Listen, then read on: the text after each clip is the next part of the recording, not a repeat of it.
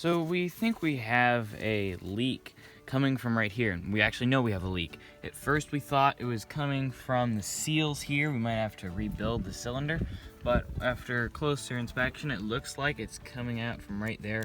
I can see the fluid coming out, so that's definitely a smoking gun.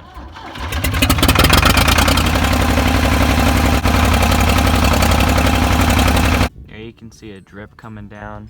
So the fluid runs down from that hose and comes down to right here on the cylinder. So that's what made us think that the fluid was leaking from there.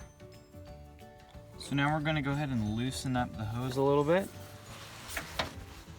And we'll just take it off slowly so the pressure doesn't spray everywhere. I can see the fluid starting to come out.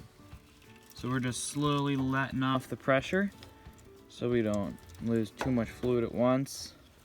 And it's a good idea to have something down there to catch the bucket, or to catch the fluid, at least most of it. So we're gonna let this bleed off, because you can see if we took this off too far, it would just kind of explode. So we're just gonna let it bleed out. Now we'll just take it off a little bit the rest of the way, and we can remove the hose. Now we'll go ahead and take this fitting off, and this is where it was leaking, and we'll see if there's a smoking gun or just a bad O-ring. We'll see what the problem is. The end of the fitting here, it looks like it's smashed or dinged in a little bit. I think that would probably cause it to leak a little bit of fluid.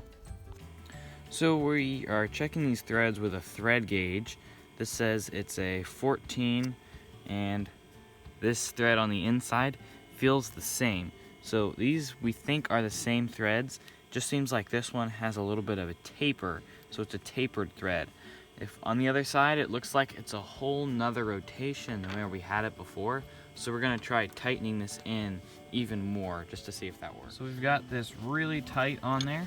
It's definitely on more than what it was before. Now we'll go ahead and thread the hose back on, and we can turn the tractor on and see.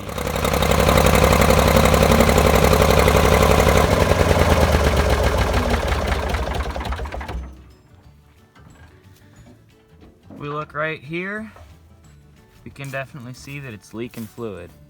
So we got this to work. What we actually had to do was grind off the bottom of the fitting. What was happening was the bottom of the fitting was actually hitting down there, and that's what caused that little dent in there. So we just ground that off, and it was able to thread in much more, and it has the tapered thread, so it was able to seal, and now this is not leaking, and I think our problem is solved. So I hope you guys found this video useful. If you did, don't forget to like and subscribe, and we'll see you next time.